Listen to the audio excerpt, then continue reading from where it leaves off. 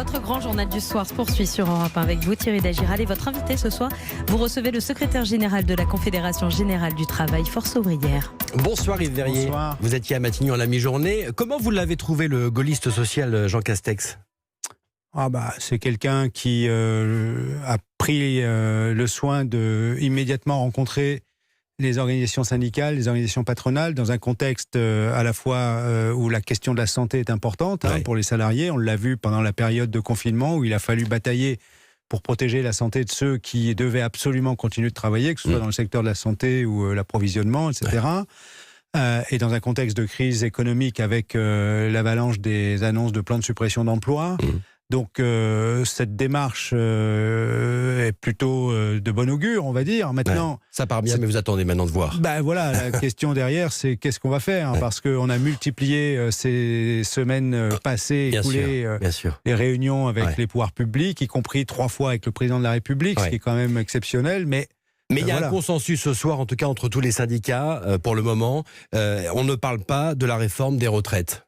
Non, on n'en parle pas. Je vais vous dire, j'ai sous les yeux le rapport du Conseil d'orientation des retraites. Chaque année, le Conseil d'orientation des retraites fait un rapport sur la situation financière des régimes de retraite. Et que dit-il, ce rapport ? C'est que du fait des incertitudes provoquées par la crise sanitaire, il ne sera pas en mesure d'établir ce rapport. Le bilan statistique est encore provisoire sur la surmortalité. Il y a de fortes incertitudes sur le devenir de la maladie, des effets économiques encore très incertains sur 2020, notamment sur l'emploi et l'évolution des rémunérations. Comment voulez-vous qu'on aille discuter sereinement, ne serait-ce que de la question de l'équilibre des régimes de retraite ? Pourtant, Yves Verrier, l'allongement de la durée de cotisation semble assez inévitable tout de même. Non. Je ne crois pas, ce serait même contre-productif. En ce moment, que se passe-t-il dans les entreprises où des suppressions d'emplois sont annoncées ?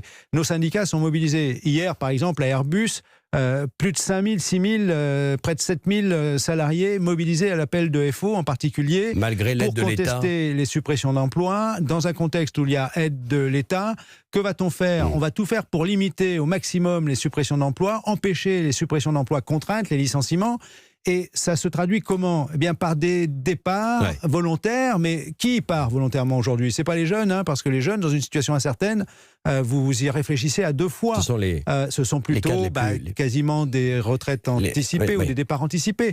Et on va nous dire qu'on va durcir les conditions de départ à la retraite. Et comment va-t-on faire dans ce cas-là pour limiter justement les licenciements et du coup pour ouvrir de l'emploi aux jeunes ? Il y a tous ces jeunes qui arrivent sur le marché de l'emploi, comme on dit, qui vont rechercher un véritable emploi dès les semaines, les mois qui viennent. Donc c'est pas le moment de dire à ceux qui en ont encore à 62 ans, 63 ans, 64 ans, de dire non, vous allez continuer parce qu'il faut qu'on fasse des économies sur les retraites. Yves Verrier, autre point, vous avez abordé avec le Premier ministre et la ministre du Travail la réforme de l'assurance chômage qui est en pause pour le moment. Oui, alors... on a tous, là encore une fois, c'est d'ailleurs, je trouve exemplaire du point de vue du sujet des réformes des retraites. Écoutez-nous de temps en temps. On ne nous a pas écoutés en juin de l'année dernière, 2019, quand on a dit attention, ce que vous proposez comme réforme va se traduire par des situations dramatiques pour nombre de demandeurs d'emploi. Et la crise sanitaire n'a fait que révéler et accentuer ce sur quoi nous avions alerté. Du coup, certaines des dispositions ont dû être suspendues au risque de laisser sur le bord du chemin démunis de nombreux demandeurs d'emploi, notamment les saisonniers, ceux qui ont des contrats courts, qui ont du mal à joindre les deux bouts entre 2 contrats. Et donc, aujourd'hui, ce qu'on demande, nous, c'est qu'on abandonne ces dispositions de cette réforme, qu'on revienne aux dispositions de la convention que nous avions négociée, là, pour le coup, entre les employeurs et les salariés en 2017. Et donc, ce qu'on attend du Premier ministre, c'est qu'il confirme que cette réforme de juin 2019, mise en place par le gouvernement en juin 2019, ne s'applique pas. Qui était prévue en septembre, donc là, pour l'instant, c'est gelé. Alors, il y avait des dispositions qui sont entrées en vigueur au mois de novembre de l'année dernière, sur l'entrée dans les droits.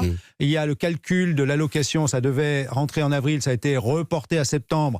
On ne veut pas qu'elle rentre du tout en compte. Et puis, il y a d'autres dispositions, comme le rechargement des droits pour les contrats précaires, qui sont importantes, sur lesquelles il faut, là aussi, revenir aux dispositions qui précédaient. Yves Verrier, un mot du Ségur de la Santé. La nuit dernière, le gouvernement a proposé 180 € net par mois pour les personnels hospitaliers hors médecins. Vous demandiez, vous, 300 €. Vous dites quand même banco ce soir ? Mon syndicat, dans le secteur de la santé, c'est 1 million de salariés. Le syndicat FO, dans le secteur de la santé, a bataillé, bagarré dans cette négociation pour qu'on obtienne ce qu'on appelle une mesure socle. Ce qui veut dire qu'il s'applique de la même façon à tout le monde. Évidemment, quand c'est plus d'1 million de personnel concerné, en masse, ça fait vite beaucoup. Donc, on a bataillé pour essayer de s'approcher au mieux de ce qui nous paraissait le minimum, qui soit sensible. Il ne faut pas oublier que la moitié de ces personnels sont des personnels de catégorie C, près de la moitié. C'est des salaires qui tournent autour de 1 500 € par mois. Donc, là, on obtient un compromis à 180 €, qui n'est pas exactement le point de départ pour nous, évidemment. Mais on a bataillé aussi parce que nos syndicats FO connaissent bien ce que sont les carrières sur des dispositifs qui vont améliorer les carrières immédiatement, notamment, par exemple, pour les aides-soignants qui vont passer dans ce qu'on appelle la catégorie B, ils vont franchir un cap, pour les infirmières également. Ce qui est important aussi pour, évidemment, les personnels qui vont en bénéficier en termes de déroulement de carrière, mais c'est l'objectif, rendre attractifs les métiers du secteur de la santé, parce qu'on a besoin de rendre attractifs les métiers du secteur de la santé, et on va avoir besoin d'eux s'il y a rebond de l'épidémie. Yves Verrier, un dernier mot rapidement sur Alain Griset, nouveau ministre des PME. Il était avant syndicaliste, vous le connaissez bien, président de l'Union des entreprises de proximité. C'est un bon signe pour vous? Ce que j'ai souvent dit, c'est qu'en tant que syndicaliste, monsieur Alain Griset, comme tout syndicaliste, espérait être entendu. Maintenant, il va être attendu. Et l'enjeu est majeur parce qu'il va être attendu par ses collègues employeurs des très petites entreprises, évidemment. C'est les artisans. Voilà, il va être attendu parce qu'on sait qu'il y a beaucoup d'emplois dans ces très petites entreprises et que beaucoup risquent de souffrir de cette crise économique. Et donc, voilà, il est dans une autre position. Je lui souhaite le meilleur, mais le meilleur pour les salariés concernés. Et donc, on va être attentif et il va être attendu par nous aussi. Yves Verrier, j'espère que vous serez à l'écoute demain d'Europe 1, puisque Elisabeth Borne, que vous avez vue ce matin, ministre du Travail, sera l'invitée de la matinale de Pierre de Villeneuve à 8h15. Grand merci à vous, monsieur. Merci à vous, bonsoir. Europe 1.